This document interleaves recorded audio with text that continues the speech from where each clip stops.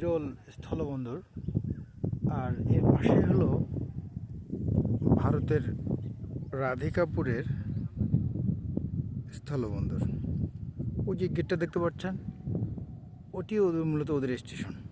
আর বাংলাদেশের স্টেশনটা বিরল, এখান থেকে 10 কিলোমিটার দূরে। এই রেল লাইন বয়ে গেছে, এই রেল লাইন ধরে গেলে 10 মিনিট গেলেই আপনি স্টেশন পাবেন বাংলাদেশের। কত কাছাকাছি, অথচ যোজন যোজন আমরা দূরে, শুধুমাত্র নিয়মের কারণে।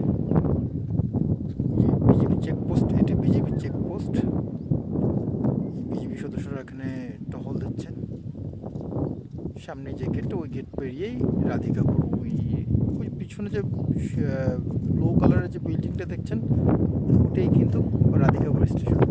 মাত্র 200-250 গজের পার্থক্য।